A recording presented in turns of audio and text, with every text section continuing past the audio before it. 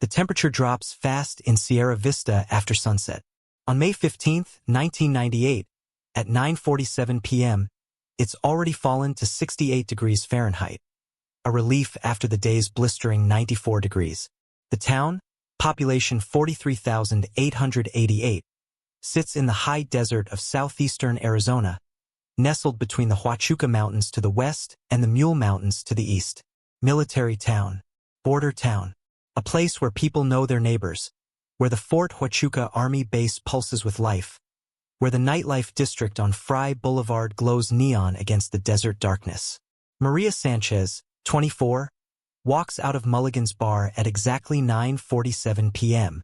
Security footage, grainy, time-stamped in white digital numbers, captures her pushing through the heavy wooden door, laughing at something someone said behind her. She's wearing a white tank top and dark jeans. Her black hair catches the bar's exterior lights as she turns left, heading toward the parking lot. The camera angle doesn't reach that far. She walks out of frame. She never walks back in. What happened in the 7 hours between that moment and 4:30 a.m., when her roommate woke to find Maria's bed untouched, her car missing from their apartment complex on Coronado Drive? Maria worked as a receptionist at a dental clinic on Highway 92. She was saving money to finish her nursing degree at Cochise College. On Thursday nights, she met friends at Mulligan's, always Thursdays, always the same group of 5 women from her high school years. They'd share nachos, drink beer, talk about work and relationships and plans. Normal, predictable, safe. That Thursday was no different. She arrived at 7:15 p.m., ordered a Coors Light, played 2 rounds of pool. At 9:30 p.m., she told her friends she was tired, had an early shift tomorrow. Hugs all around. See you next week. She grabbed her purse, black leather, silver buckle, and headed for the door. Her friends watched her leave. They didn't worry. Why would they? By 5 a.m. Friday morning, Maria's roommate, Jennifer Ortiz, called Maria's cell phone, straight to voicemail. She called the dental clinic. Is Maria there? Did she go in early? No, they hadn't heard from her. Jennifer drove to Mulligan's parking lot. Maria's car, a 1995 Honda Civic, teal green, license plate AZT 4392, wasn't there. She called Maria's mother, Maria's sister, her ex-boyfriend. Nobody had seen her. At 6:45 a.m., Jennifer Ortiz walked into the Sierra Vista Police Department on Coronado Drive. The officer at the desk, Sergeant Paul Mackey, took the report with the standard questions. Adult woman? Yes. Any medical conditions? No. History of running away? Never. Argument with anyone recently? Not that Jennifer knew. Sergeant Mackey nodded, wrote down the details in careful block letters. Maria Elena Sanchez, DOB March 12, 1974, Hispanic female, 5 feet 4 inches, 130 pounds, black hair, brown eyes. Last seen Mulligan's bar 9:47 p.m., May 15, 1998. Before we continue, if you're finding this investigation as compelling as we are, please subscribe and hit the notification bell. Cases like Maria's depend on people remembering, on communities refusing to let these stories fade into silence. Asterisk asterisk. The Sierra Vista Police Department initiated a search within hours. By noon Friday, officers had canvassed Fry Boulevard, knocking on doors, questioning business owners, reviewing security footage from every establishment with a camera. Mulligan's footage showed Maria leaving at 9:47 p.m., turning left. The camera at the Circle K convenience store, 2 blocks east, showed nothing. The camera at the gas station across the street had been broken for 3 weeks. Detective Linda Herrera, 38, a 12-year veteran of the department with sharp eyes and a reputation for thoroughness, took lead on the case. She interviewed Maria's friends one by one. They all told the same story. Maria left alone. Seemed normal. Happy even. No indication she was meeting anyone. No new boyfriend. No mention of feeling followed or threatened. Detective Herrera requested Maria's phone records. In 1998, cell phones were still relatively new, expensive, limited. Maria's records showed her last call was at 8:53 p.m. to her mother, a 3-minute conversation. Her mother confirmed. Maria called to say she'd stop by Sunday for dinner. Nothing unusual. Nothing alarming. By Saturday morning, 48 hours after Maria walked out of Mulligan's bar, her teal Honda Civic was found. A rancher named Tom Blevins, checking fence lines on his property 12 miles south of Sierra Vista near the San Pedro River, spotted it. The car was parked. Not crashed. Not hidden. Just parked. On a dirt access road that led to nothing but scrubland and dry riverbed. Keys in the ignition. Purse on the passenger seat. Wallet inside. $47 in cash. Driver's license. Credit cards untouched. The Cochise County Sheriff's Office, which had jurisdiction over unincorporated areas, sent a forensics team. They dusted for fingerprints. They swabbed for DNA. They photographed every inch of that Civic's interior. The car was clean. Too clean, Detective Herrera thought when she arrived at the scene. No signs of struggle. No blood. No torn fabric. The driver's seat was adjusted to Maria's height. The rearview mirror angled for someone 5'4". It looked like Maria had driven there herself, parked, and walked away. But walked where? And why? Search teams mobilized. The Cochise County Search and Rescue deployed on Sunday morning, 70 volunteers, 3 K-9 units trained in tracking, and a Bell OH-58 helicopter equipped with FLIR thermal imaging. The temperature climbed to 97 degrees Fahrenheit by noon. Volunteers wore wide-brimmed hats, carried gallon jugs of water, walked in grid patterns across the unforgiving desert landscape. Creosote bushes scratched at their legs. Dust clung to their sweat. They searched the riverbed, the arroyos, the rocky outcroppings. The dogs caught no scent trail from Maria's car. The helicopter's thermal sensor picked up coyotes, javelinas, nothing human. Maria's mother, Elena Sanchez, 52, stood in her small living room on Carmelita Drive, surrounded by family and friends who brought casseroles and prayers. She kept Maria's baby photo in her hand. Maria at 6 months old, chubby cheeks, bright eyes. She's a good girl, Elena told reporters who gathered on her front lawn. Someone knows something. Please, if you know anything, please call. Her voice cracked. She didn't cry on camera. She held it together because she believed Maria was still out there, needing her to be strong. Detective Herrera worked 18-hour days. She re-interviewed Maria's ex-boyfriend, Daniel Torres, who dated Maria for 2 years before they broke up 6 months prior. Amicable split. He'd moved to Tucson, had a new girlfriend, had a verifiable alibi. He was working a graveyard shift at a Tucson hospital the night Maria disappeared. Time cards confirmed it. Security footage confirmed it. Herrera cleared him. She interviewed Maria's coworkers, her dentist boss, her college professors. Everyone described Maria the same way. Reliable, friendly, responsible, not someone who'd vanish voluntarily. Herrera checked Maria's bank accounts. No withdrawals after May 14th. No credit card activity. Maria's life simply stopped at 9:47 p.m. on May 15th, 1998. The local news ran Maria's story every night for 2 weeks. Her photo, beautiful, smiling, hopeful, appeared on flyers stapled to telephone poles throughout Sierra Vista. The Cochise County Sheriff's Office set up a tip line. Calls came in. A woman thought she saw Maria at a truck stop in Benson. Investigated, cleared. A man claimed he saw Maria hitchhiking on Highway 90. Investigated, cleared. A psychic from Phoenix said Maria's spirit led her to a canyon near Tombstone. Searched. Nothing. By June, the tips slowed. By July, they stopped. Maria Sanchez's case didn't close. It just went quiet. A file folder growing thicker with dead ends, stored in Detective Herrera's desk drawer. On September 8, 1998, the nightmare repeated. Chloe Bennett, 21, vanished from the same nightlife district. Same area. Same Thursday night routine. She was last seen leaving a different bar, the Copper Saloon, at 10:32 p.m. Security footage showed her walking east on Fry Boulevard, toward her apartment 6 blocks away. She was wearing a red sundress and white sneakers. Her blonde hair was pulled into a ponytail. She carried a small purse slung across her body. Chloe worked at a local bookstore, attended Cochise College part-time, wanted to be a teacher. She lived alone in a studio apartment on Wilcox Drive. When she didn't show up for her Saturday morning shift at the bookstore, her manager, Susan Kellerman, called her. No answer. Susan drove to Chloe's apartment. The door was locked.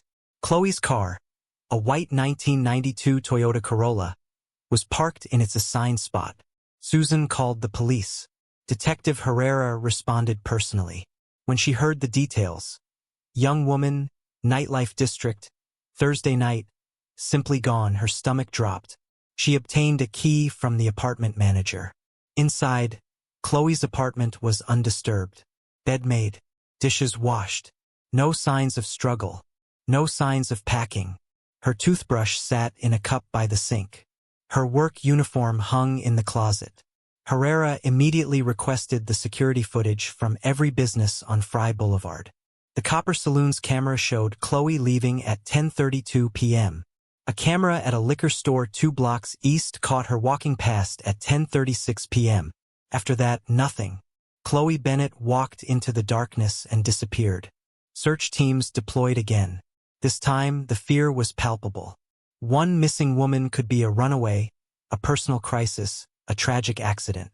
2 missing women, same area, same circumstances. This was something else. The word nobody wanted to say out loud hung in the air like desert heat. Predator. The Cochise County Sheriff's Office formed a task force. Detective Herrera was joined by FBI agents from the Phoenix field office.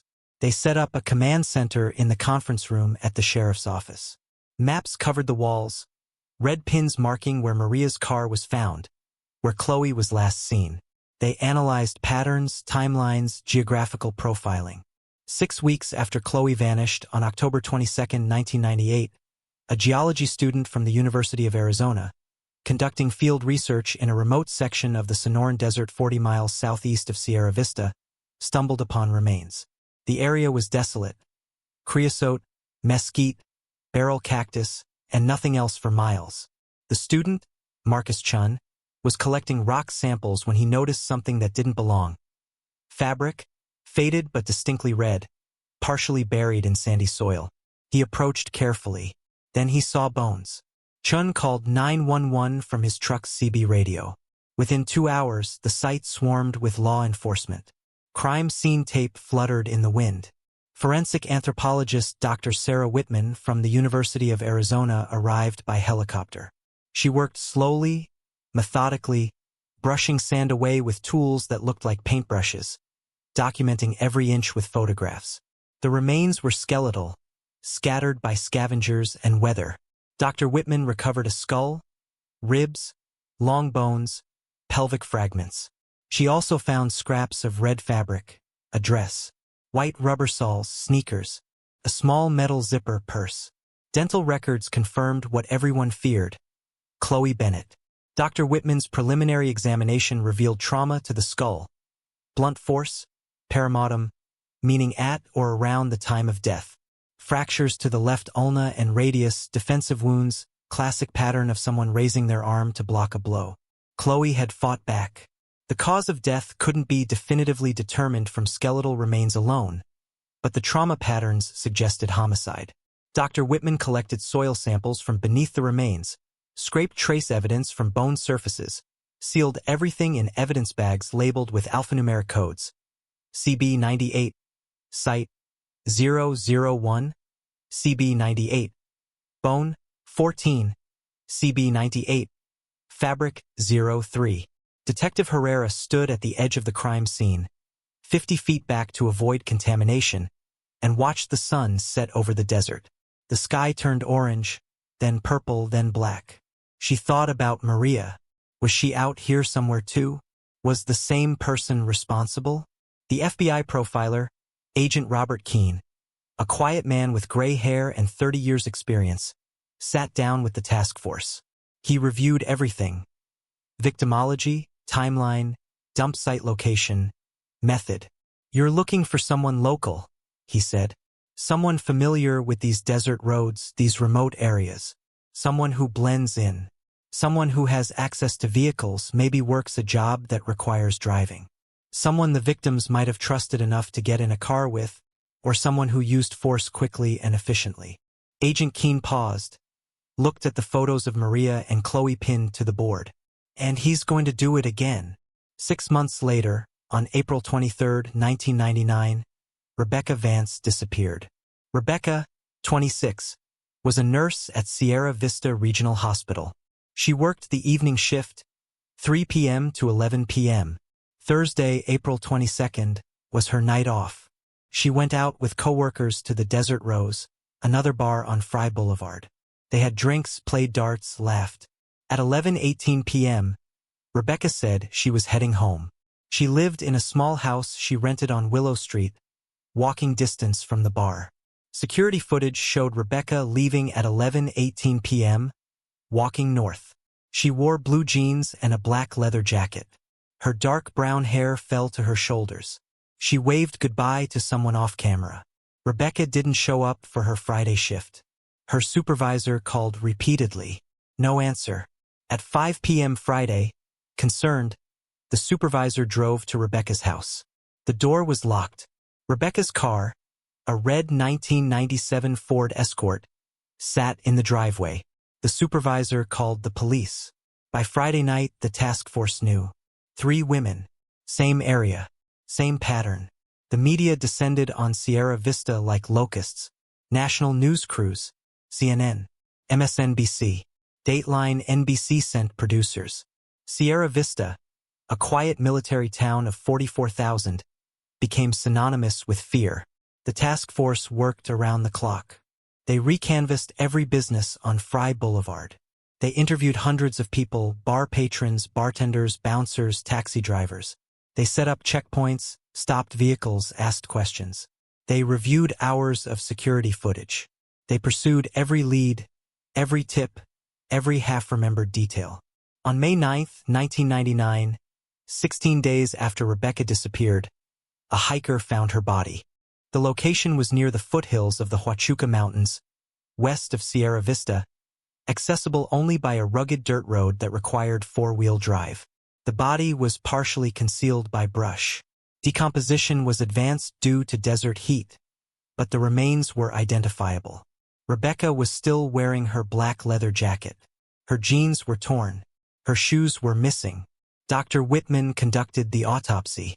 She found ligature marks on the neck, strangulation, fractures to the hyoid bone, consistent with manual strangulation, defensive wounds on the hands, broken fingernails, abrasions on knuckles. Rebecca had fought hard. Crucially, Dr. Whitman found trace evidence. Under Rebecca's fingernails, skin cells. On her jacket, fibers that didn't match her clothing. On her jeans, a single hair, brown, approximately 6 inches long, root intact, suitable for DNA analysis. In 1999, DNA technology was advancing rapidly but still had limitations. The Arizona Department of Public Safety Crime Lab in Phoenix processed the evidence. They extracted DNA from the skin cells under Rebecca's nails. They extracted DNA from the hair found on her jeans. The profile was male, but when they ran it through CODIS, the Combined DNA Index System, the national database, there was no match. The killer wasn't in the system. The task force now had 3 victims, 3 dump sites, a clear pattern, forensic evidence, and no suspect. The Cochise County Sheriff's Office held a press conference on May 15, 1999, exactly 1 year after Maria Sanchez disappeared. Sheriff Thomas Estrada, a stern man with a weathered face and a voice that didn't waver, stood at a podium surrounded by microphones.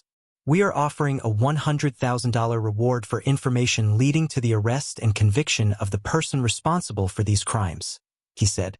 "We will not rest. We will not forget. These women, Maria, Chloe, Rebecca, deserve justice." Behind him stood the families.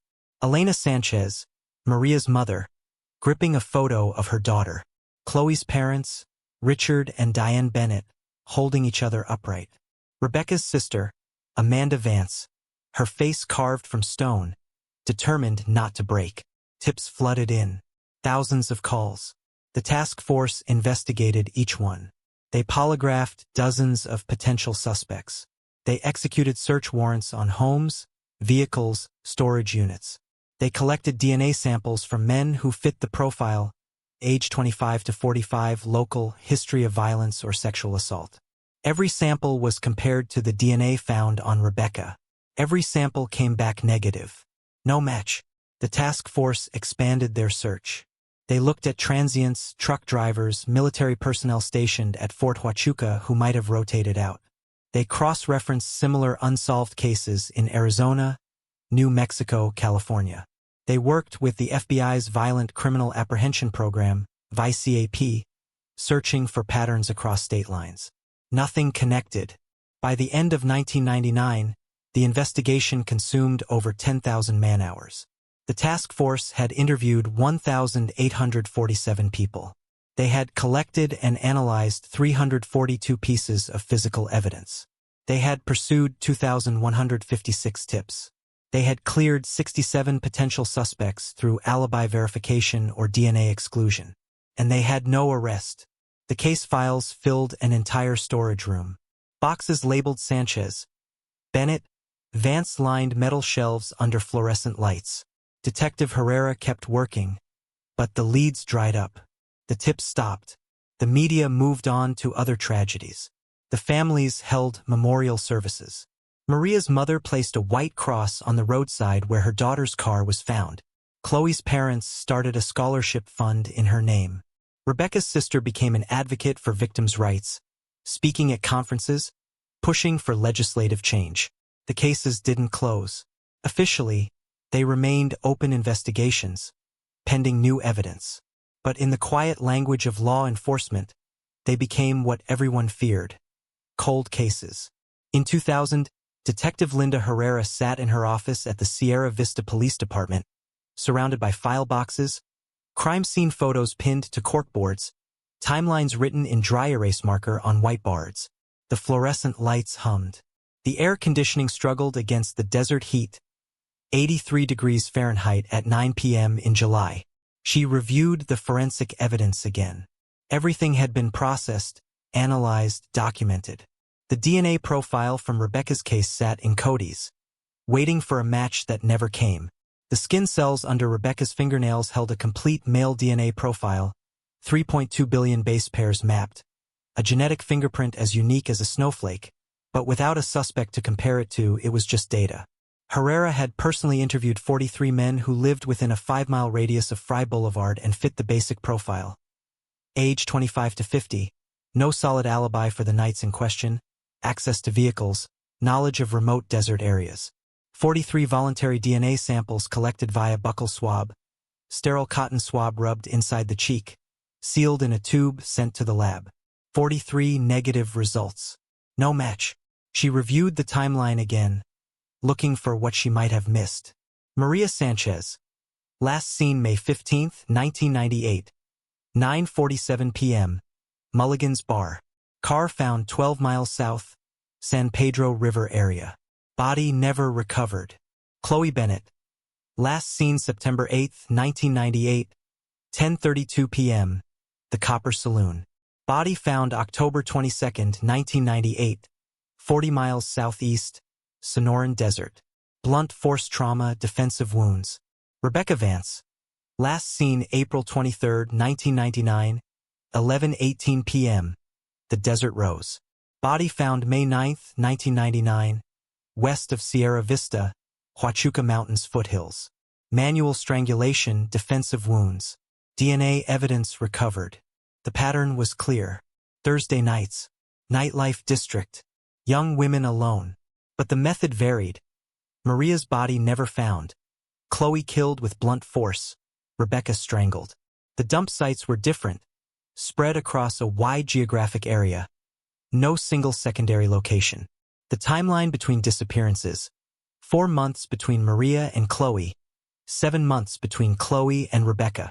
Agent Keene, the FBI profiler, had theorized the suspect was organized, intelligent, adaptive. Someone who learned from each crime, who varied his approach to avoid patterns that would lead to capture. Someone patient.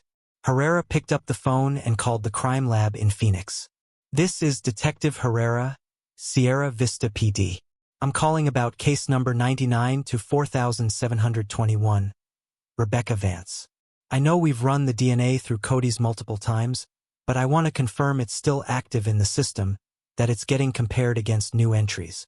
The lab technician, a woman named Dr. Patricia Newell, assured her, "Detective, that profile is flagged as priority. Every new DNA entry into Cody's automatically gets compared against it. If there's ever a match, you'll know within hours." "Thank you," Herrera said, and hung up. Hours. If the killer ever committed another crime, left DNA, got arrested, got swabbed, hours. But what if he never did?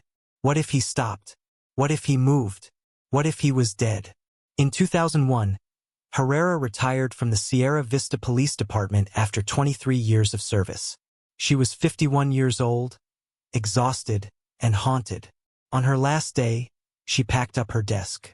At the bottom of a drawer, she found a small notebook where she'd written details she didn't want to forget. Asterisk black Ford truck seen near Mulligan's May 15, 98. Partial plate, AZ5X. Witness said driver had dark hair, maybe 30s. Never identified. Asterisk she folded the notebook and put it in her wallet. The task force officially disbanded in 2002. The FBI agents returned to Phoenix. The case files were transferred to the Cochise County Sheriff's Office, where they were assigned to Detective Marcus Webb, a younger investigator who inherited dozens of cold cases. Webb was diligent, professional, but he hadn't been there in 1998. He hadn't stood at the crime scenes, hadn't interviewed the families, hadn't felt the urgency that consumed Herrera. In 2003, the Arizona Department of Public Safety conducted a cold case review. They re-examined all physical evidence, retested samples with newer technology. The DNA profile from Rebecca's case was confirmed, refined, but still yielded no Cody's hit. Technology had improved since 1999. DNA extraction was more sensitive, profiles more detailed, but the fundamental problem remained. The killer wasn't in the database. The detective assigned to review Maria Sanchez's case noted in his report, asterisk despite extensive investigation, no physical evidence recovered linking to a suspect. Vehicle found abandoned. No forensic evidence. No body recovered. Case remains open but inactive pending new information. Asterisk. Chloe Bennett's case review stated, asterisk skeletal remains show evidence of blunt force trauma. No DNA evidence recovered due to advanced decomposition and environmental exposure. Victim's clothing and personal effects tested negative for foreign DNA. Case remains open but inactive. Asterisk. Only Rebecca Vance's case held the golden thread, DNA. The families marked anniversaries. Every May 15th, Elena Sanchez drove to the spot on the dirt road where Maria's car had been found. She placed white daisies, Maria's favorite flower, at the base of the white cross she'd installed. She knelt in the dust, prayed, and spoke to her daughter. "We haven't forgotten you, Mija. We're still looking." Every October 22nd, Richard and Diane Bennett visited Chloe's grave at Desert View Cemetery in Sierra Vista. They placed fresh flowers, yellow roses, because Chloe loved yellow, and stood in silence, holding hands, remembering a girl who wanted to teach children, who laughed easily, who was stolen from them. Every May 9th, Amanda Vance organized a candlelight vigil at the Sierra Vista Community Center. She invited the families of all three victims, local advocates, law enforcement. They lit candles, shared memories, renewed their commitment to remembering. Amanda always ended with the same words. As long as we remember, they're not forgotten. As long as we remember, there's hope for justice. In 2005, the Cochise County Sheriff's Office received a grant to digitize old case files. The boxes in the storage room, Sanchez, Bennett, Vance, were opened. Every document was scanned, every photograph digitized, every piece of evidence cataloged into a computerized system. The files went from paper to pixels, accessible with a few keystrokes instead of a trip to the dusty evidence room. Detective Webb reviewed the digitized files periodically. He read Herrera's notes. He studied the crime scene photos. He looked at the faces of Maria, Chloe, Rebecca, young, smiling, alive in photos taken before they met a monster. He wanted to solve these cases. He wanted to be the one who brought justice. But he didn't know how. In 2008, a new lead emerged. A woman named Patricia Drummond, 34, walked into the Cochise County Sheriff's Office in Bisbee and asked to speak to someone about the 1998-99 murders. She was nervous, fidgeting with her hands, glancing over her shoulder. Deputy Claire Hastings sat her down in an interview room and called Detective Webb. Patricia told them she'd been living in Tucson in the late 1990s, but she used to visit Sierra Vista frequently. She had a boyfriend who lived there. She remembered the murders, remembered the fear. She'd moved away in 2000, got married, had kids, tried to forget. But something had been bothering her for years, and she finally decided to come forward. There was this guy, Patricia said. I met him at a bar in Sierra Vista. I think it was 1998, maybe early 99. He gave me the creeps. He kept staring at me, wouldn't leave me alone. He said something weird. He said, "You shouldn't be out alone. Bad things happen to girls who are alone." I laughed it off at the time, but after those women disappeared, I kept thinking about it. Detective Webb leaned forward. Do you remember his name? I think it was Mike, or maybe Mark. I'm not sure. What did he look like?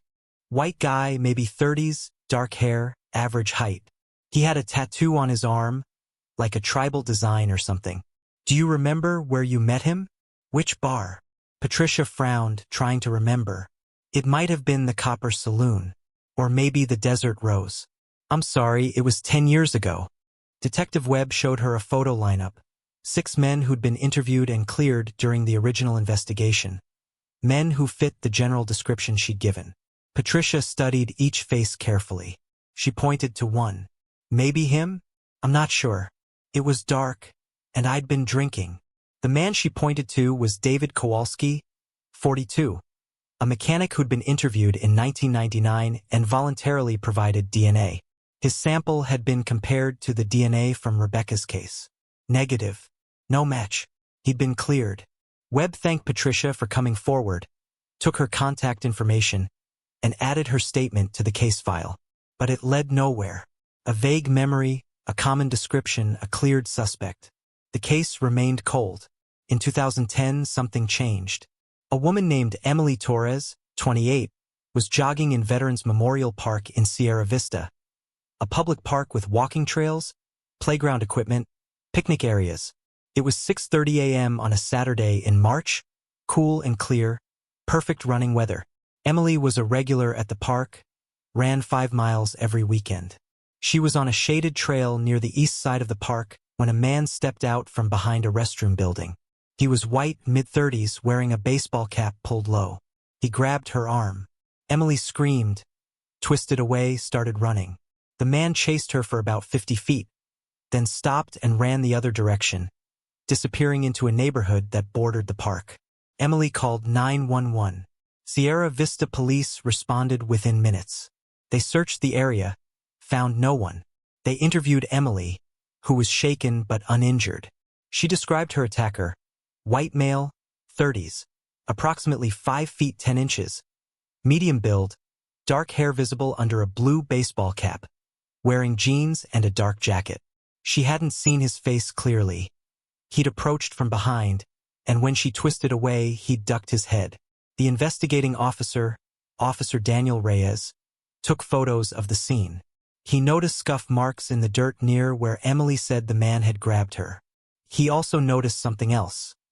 On the corner of the restroom building, a small amount of what appeared to be blood, as if someone had scraped their hand against the rough stucco. Officer Reyes collected the sample using a sterile swab, sealed it in an evidence tube, and sent it to the crime lab with a note. Asterisk attempted abduction, Veterans Memorial Park, March 13, 2010. Unknown male suspect. Blood sample from scene, possible suspect injury during struggle. Asterisk. The lab extracted DNA from the blood sample and entered the profile into Cody's. No immediate hit. The attempted abduction case was investigated but went nowhere. Emily couldn't identify a suspect. There were no cameras in that section of the park. No witnesses. The case went inactive. But the DNA profile sat in the system, waiting. In 2012, Detective Marcus Webb transferred to the Tucson Police Department.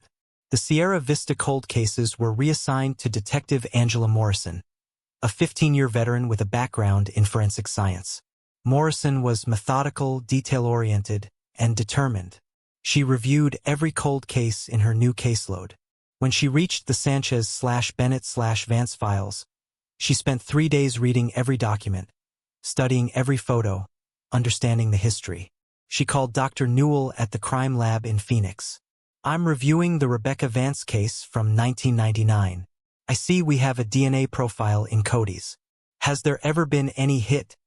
Any partial match? Anything?" Dr. Newell pulled up the records. "No hits. But..." She paused. "Wait, there's a note here from 2010. A partial familial match was flagged. Not the subject himself, but someone genetically related. The system identified a profile with approximately 35% genetic overlap, suggesting a possible third or fourth-degree relative." Morrison's pulse quickened. "What case?" "Attempted abduction, Veterans Memorial Park, March 2010. DNA from blood found at the scene. The profile in Cody's belongs to an unidentified male, but it shares enough genetic markers with the Rebecca Vance suspect to suggest they might be related. Cousin, uncle-nephew, something in that range. Was this ever followed up?" Dr. Newell checked the notes. "Doesn't look like it." The 2010 case went inactive. The DNA was entered into Cody's, the familial match was flagged, but it looks like nobody connected the dots. Morrison felt something she hadn't felt in years. Hope. She pulled the 2010 case file. Attempted abduction, Veterans Memorial Park. Victim Emily Torres. Suspect described as white male, 30s, dark hair. DNA sample from blood on restroom building. No suspect identified. Morrison requested the full DNA analysis from both cases, Rebecca Vance's 1999 case and the 2010 attempted abduction. She studied the genetic markers, the allele patterns, the statistical probability of familial relationship. The lab confirmed 35.7% genetic overlap. Not close enough to be parent-child or siblings, but definitely within the range of extended family. It meant the man who killed Rebecca Vance in 1999 was likely related to the man who tried to abduct Emily Torres in 2010. Morrison began building a family tree. If the two men were related, they might share a common ancestor, grandfather, great-grandfather. She requested genealogical records from Cochise County, searched public databases, contacted local genealogy societies. It was slow work, tedious work. She spent months tracking lineages, cross-referencing names, identifying males who would have been the right age in 1999 and 2010. She created a spreadsheet with hundreds of names, narrowed it by geography, who lived in or near Sierra Vista, and narrowed it further by criminal history, employment records, vehicle registrations. By 2015, Morrison had identified 23 possible candidates. She began the process of elimination. Some were deceased. Some had moved out of state before 1998. Some had ironclad alibis. She requested voluntary DNA samples from those who agreed. 8 agreed. 8 samples tested. 8 negatives. No match. The 15 who refused were noted in her file, but without probable cause, she couldn't compel them to provide DNA. She watched them, tracked their movements, looked for any behavior that might justify a warrant. In 2017, Detective Angela Morrison was diagnosed with breast cancer. She took medical leave, underwent treatment, fought hard. During her recovery, the cold cases were reassigned again, this time to a newly formed cold case unit within the Cochise County Sheriff's Office. The unit consisted of 2 detectives, Lieutenant Carla Mendez, 45, a former criminal investigator with a background in genetic forensics, and Detective Ramon Silva, 38, a specialist in digital forensics and database analysis. Lieutenant Mendez reviewed the case files with fresh eyes. She saw what Morrison had discovered, the familial DNA link between the 1999 Rebecca Vance murder and the 2010 attempted abduction. She saw the list of 23 possible candidates, 8 cleared, 15 refusing to cooperate. Mendez had heard about a new technique, forensic genealogy. It had been used successfully in other states, most famously in California in 2018 to identify the Golden State Killer. The technique involved uploading crime scene DNA profiles to public genealogy databases like GEDmatch, where millions of people had voluntarily submitted their DNA to trace family ancestry. By finding genetic relatives in these databases, investigators could build family trees and narrow down suspects. In 2019, Lieutenant Mendez contacted Parabon Nanolabs, a company specializing in forensic genealogy. She sent them the DNA profile from Rebecca Vance's case, the skin cells under her fingernails, preserved for 20 years. Parabon uploaded the profile to GEDmatch. Within weeks, they had hits, distant relatives who shared segments of DNA with the unknown suspect.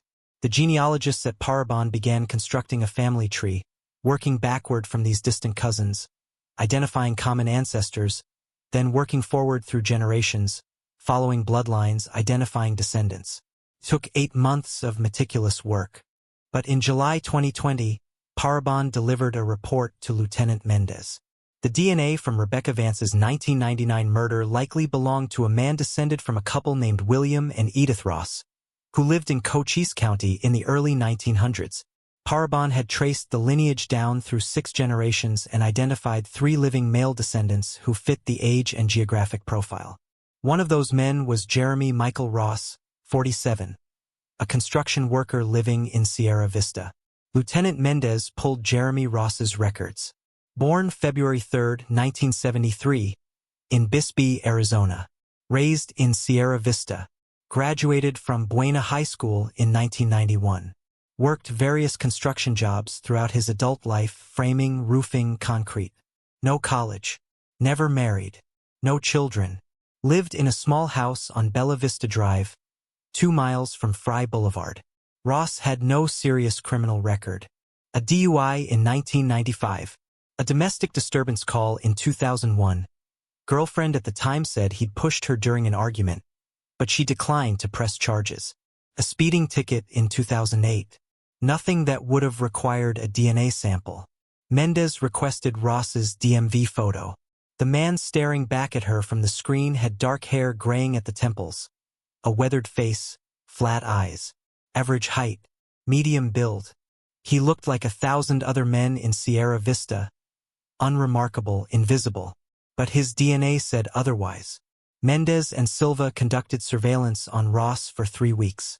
They watched his routines. He left his house every weekday at 6 a.m., drove his white 2015 Ford F-150 pickup truck to various construction sites around Sierra Vista and neighboring towns. He worked long hours, sometimes until 7 p.m. He stopped at a Circle K convenience store most evenings, bought beer and cigarettes. He went home, and his lights went off by 10 p.m. On weekends, his routine changed.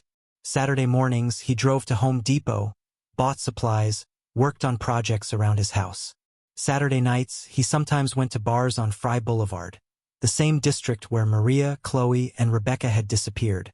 He drank alone, watched people, left by midnight. Sunday mornings, Ross did something that chilled Mendez to her core. He drove to the mountains. Not the Huachucas, where Rebecca's body had been found, but close. He'd drive out Highway 92, turn onto Forest Service roads, park in remote areas, and walk, alone, for hours. Mendez obtained a search warrant for Ross's trash. In Arizona, trash left curbside for collection is considered abandoned property. No expectation of privacy. On a Tuesday morning in August 2020, before the garbage truck arrived, Mendez and Silva collected the black trash bags Ross had placed at the curb. They wore gloves, documented everything, sealed the bags as evidence. Back at the sheriff's office, they went through the contents methodically. Food waste, packaging, junk mail, empty beer cans. And then, wrapped in a paper towel, a disposable razor used. Hair and skin cells clinging to the blades. Mendez sent the razor to the lab with a single question. Does the DNA on this razor match the DNA from Rebecca Vance's case? 10 days later, on August 28, 2020, Dr. Newell called. Her voice was steady but held an unmistakable edge of excitement. "Lieutenant Mendez, we have a match. The DNA profile from the razor matches the DNA profile from the Rebecca Vance case. Probability of match, 99.99%. This is your suspect." Mendez sat in silence for a moment, absorbing the words. 21 years. 3 families waiting. A killer who'd walked free, blending into the community, living a normal life while the women he'd killed were buried and mourned. "Thank you, Dr. Newell," Mendez said quietly. "We've got him." On October 15, 2021, at 5:47 a.m., 3 unmarked SUVs rolled silently onto Bella Vista Drive in Sierra Vista. The temperature was 54 degrees Fahrenheit. The sky still dark, the street quiet. Lieutenant Carla Mendez sat in the lead vehicle, wearing a tactical vest over her sheriff's uniform. Beside her, Detective Ramon Silva checked his sidearm. In the vehicles behind them, 8 deputies from the Cochise County Sheriff's Office SWAT team, trained for high-risk arrests. They parked 2 houses down from 3847 Bella Vista Drive. A small, single-story house with tan stucco, a gravel front yard, and a white Ford F-150 in the driveway. Lights were off inside. Jeremy Michael Ross was likely asleep. Mendez reviewed the plan one final time over the radio. Team 1 takes the front door. Team 2 covers the back. Team 3 secures the perimeter. On my signal. At exactly 6 a.m., Mendez gave the signal. Deputies moved quickly, quietly. Team 1 approached the front door. Steel reinforced, standard lock. The breacher used a tactical ram. 1 strike. The door burst inward. "Sheriff's office. Search warrant. Show your hands." Inside, the house was dark, cluttered. The living room smelled of stale cigarettes and old takeout. Deputies swept through, flashlights cutting through the darkness, weapons drawn. "Clear, clear, clear." In the back bedroom, they found him. Jeremy Ross sat up in bed, groggy, confused. He wore a white t-shirt and boxer shorts. His hair stuck up at odd angles. He blinked at the flashlights aimed at his face. What's going on?" "Jeremy Michael Ross, put your hands where we can see them," Mendez commanded, standing in the doorway. Ross raised his hands slowly. "What is this about?" "You're under arrest for the kidnapping and murder of Chloe Bennett and Rebecca Vance." Ross's expression didn't change. No shock, no denial, no panic. He just stared at Mendez with those flat, empty eyes. "I want a lawyer," he said. Deputies handcuffed him, read him his Miranda rights, escorted him out of the house in his t-shirt and boxers. Neighbors peeked out of windows, drawn by the commotion. Mendez ignored them. She walked into Ross's house and began the search. The forensic team arrived within 30 minutes. They photographed every room, every surface. They collected potential evidence. A laptop, a desktop computer, 2 external hard drives, a box of old photographs, journals, notebooks. In the garage, they found a workbench covered in tools, a shelf lined with jars containing screws, nails, bolts. Nothing immediately incriminating. In a closet in the hallway, behind a stack of cardboard boxes filled with old clothes, they found a locked metal file cabinet. The lock was simple, easily picked. Inside, the team found a collection that made Mendez's stomach turn. Photographs, dozens of them, printed on photo paper, organized in manila folders labeled with dates. 1998, 1999, 2000, 2001. The photos showed women at bars, women walking on streets, women getting into cars. Candid shots taken from a distance zoomed in. Some of the women were recognizable. Maria Sanchez, Chloe Bennett, Rebecca Vance. But there were others too. Women Mendez didn't recognize. Alive in these photos, unaware they were being watched, cataloged, hunted. Beneath the photo folders, they found a journal, a spiral-bound notebook with a black cover. Mendez opened it carefully, pulled on latex gloves, turned the pages. The handwriting was small, cramped, meticulous. Entries dated back to 1996. The entries were clinical, detached, describing women he'd seen, followed, fantasized about. One entry, dated May 15, 1998, *M. Left bar 947. Walked to lot. Wore white, easy to follow. Compliant initially. Resisted later. Took her south. River area. Disposal effective. No trace. *. Another entry, dated April 23, 1999, *R. Left bar 1118. Walked north. Leather jacket. Fought hard. Scratched my arm. Took precautions. Mountains this time. Too close to town last time. Learned. *. Mendez read every word. Her jaw clenched. Her hands shaking slightly. This was it. Confession in his own handwriting. Proof of premeditation. Stalking. Murder. The forensic team seized everything. The file cabinet, the photos, the journal, the computers. They swabbed surfaces for DNA, doorknobs, light switches, the steering wheel of his truck.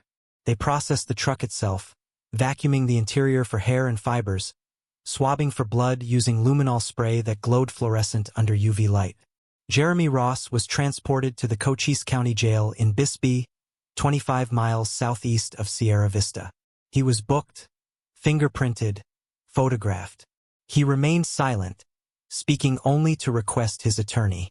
Lieutenant Mendez held a press conference that afternoon. The media had already gotten wind of the arrest. News vans lined the parking lot of the sheriff's office.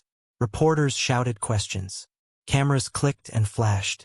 Sheriff Thomas Estrada, the same sheriff who'd announced the $100,000 reward 22 years earlier, now 71 years old and weeks from retirement, stood at the podium.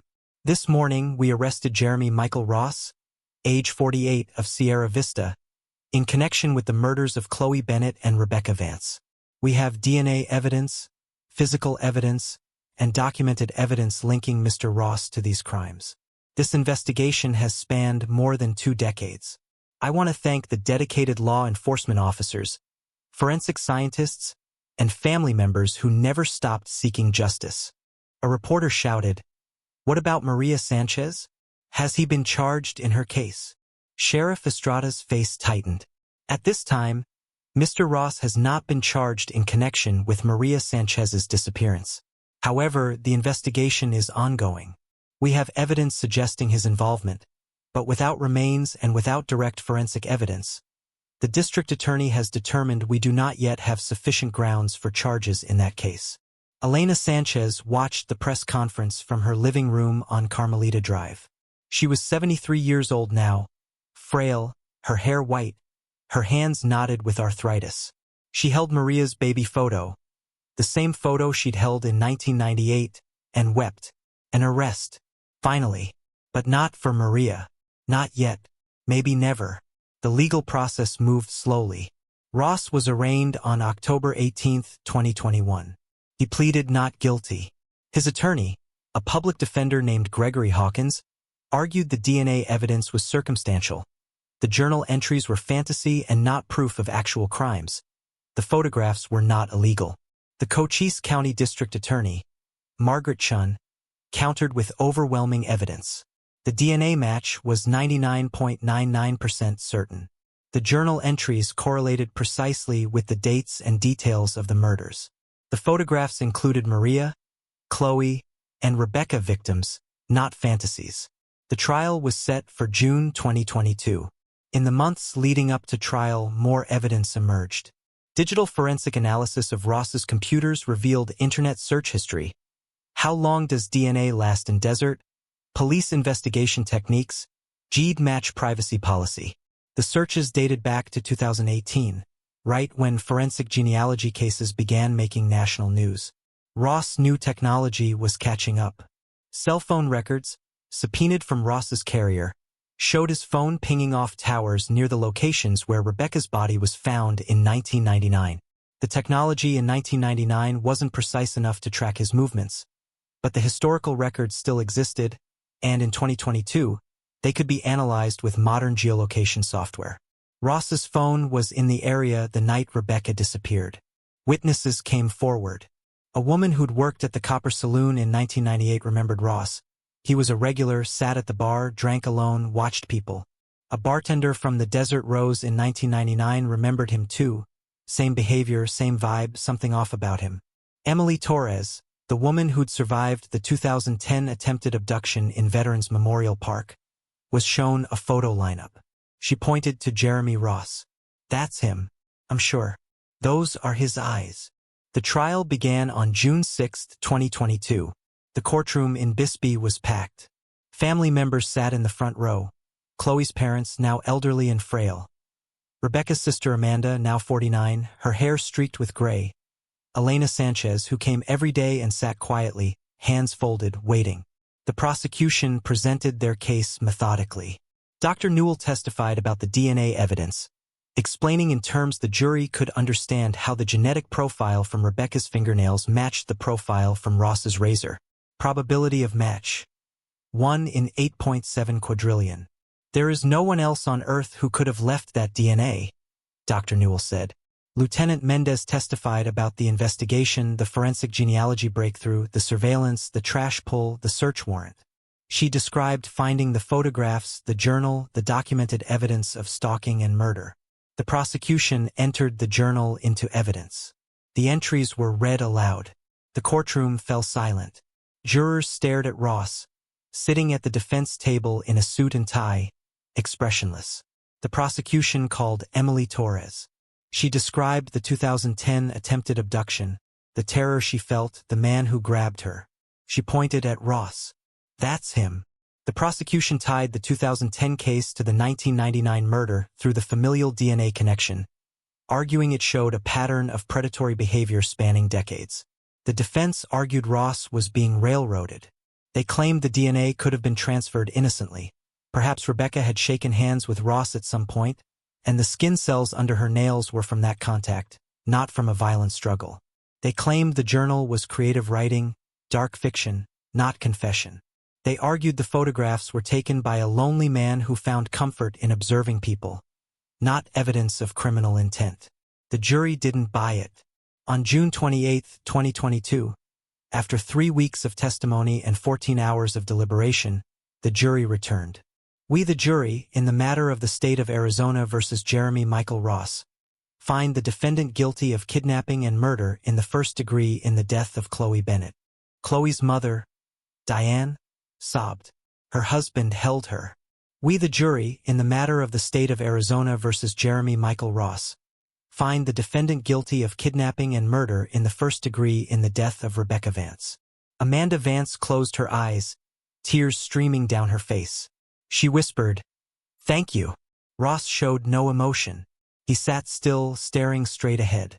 Sentencing was held on July 15, 2022. The families were allowed to make victim impact statements.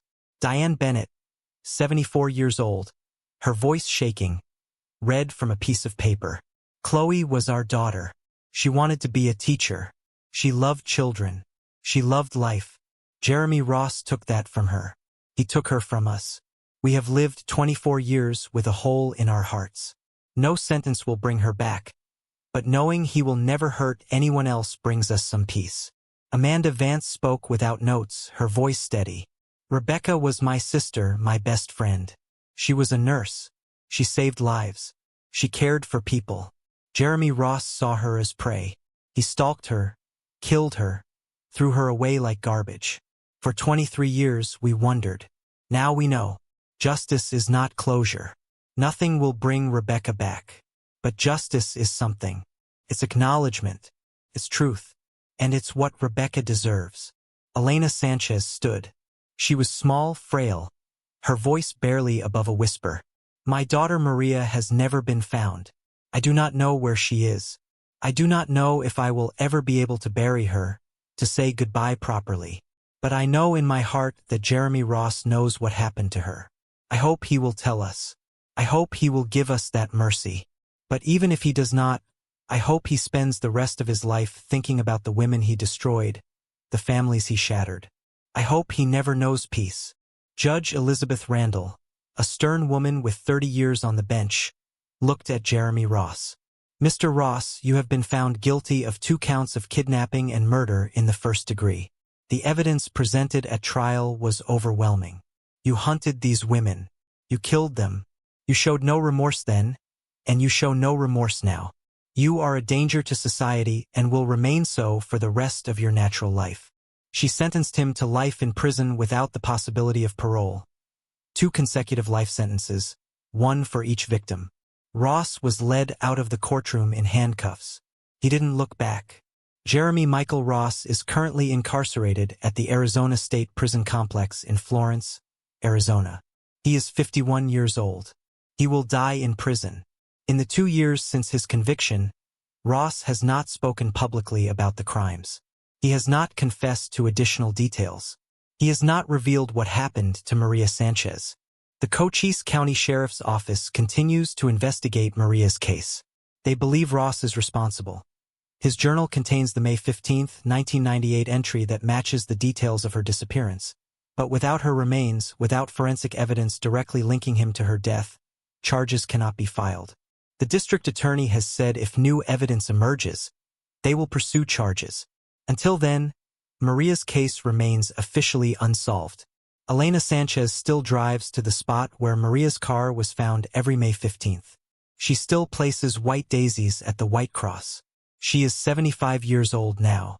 She tells reporters, when they occasionally call on anniversaries, "I will never stop looking for my daughter, even if it takes the rest of my life. I need to bring her home." Chloe Bennett's parents, Richard and Diane, attended Ross's sentencing. They have since stopped giving interviews, retreated into private life. They still visit Chloe's grave every October 22nd. The yellow roses still bloom there, placed by family who remember. Amanda Vance continues her advocacy work. She speaks at conferences on victims' rights, cold case investigations, and the importance of DNA technology in solving crimes.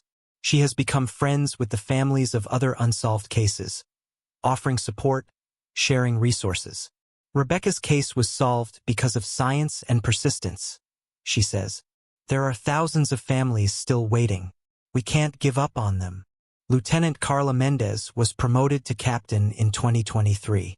She continues to work cold cases for the Cochise County Sheriff's Office.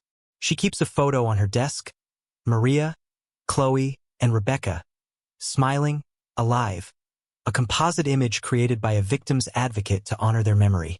Mendez looks at it every day. We got justice for 2 of them, she says. We're still fighting for the 3rd. Linda Herrera, the original detective who investigated the cases in 1998, is 83 years old and living in retirement in Tucson. When she heard about Ross's arrest in 2021, she wept. I knew, she told a reporter. I knew someone out there had done this. I knew we'd find him eventually. I just didn't think I'd live to see it. She still carries the small notebook in her wallet, the one with the note about the black Ford truck, the partial plate. It turned out Ross owned a black Ford Ranger in 1998. The plate, AZ579X, 1 digit off from the partial description the witness had given. It was him all along. The forensic breakthrough that solved this case, genetic genealogy combined with traditional detective work, has since been used to solve dozens of other cold cases across the country.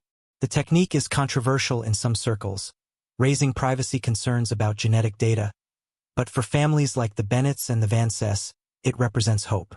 Technology that didn't exist when their loved ones were killed eventually caught their killer. In Sierra Vista, life goes on. Fry Boulevard still glows neon at night. Mulligan's Bar, the Copper Saloon, and the Desert Rose are still open, still crowded on weekends. But the story lingers. People remember. Parents warn their children. The cases are taught in criminology classes, discussed in true crime podcasts, remembered as a cautionary tale about predators who hide in plain sight. In the Sonoran Desert, 40 miles southeast of Sierra Vista, where Chloe Bennett's remains were found, someone has placed a small memorial, a cross made of white painted wood, with her name carved into it. The desert wind scours the sand around it, but the cross remains, anchored deep. In the foothills of the Huachuca Mountains, where Rebecca Vance's body was discovered, wildflowers bloom in the spring, brittlebush, desert marigold, lupin. Hikers sometimes stop there, read the plaque that was installed by Rebecca's family. Asterisk in memory of Rebecca Vance, 1973 to 1999. Beloved sister, daughter, friend. Gone but never forgotten. Asterisk. And somewhere in the high desert south of Sierra Vista, where Maria Sanchez's car was found abandoned 26 years ago, the White Cross still stands. Elena Sanchez drives there every year, places white daisies, and prays. The desert keeps its secrets, but the wind whispers through the creosote, and sometimes, if you listen closely, it sounds like remembering. Justice came for Chloe and Rebecca. For Maria, the wait continues, but the cases are no longer cold. They are solved, in the hearts of those who loved them, in the archives of law enforcement, in the collective memory of a community that refused to forget. Jeremy Michael Ross sits in a cell in Florence, Arizona. He will never again walk the streets of Sierra Vista. He will never again hunt. The desert sun will rise and set, day after day, year after year, and he will watch it through bars until the day he dies. The women he killed are buried, mourned, and remembered. Their names are spoken with love and sorrow. They were daughters, sisters, friends. They had dreams, plans, futures. Ross stole those futures, but he did not steal their memory. He did not erase them. They remain. In photos, in stories, in the hearts of those who loved them. And in the desert, where wind still blows across the sandy spots where earrings were found, where shoes were lost, where lives ended small, glinting, persistent, justice, finally, arrived.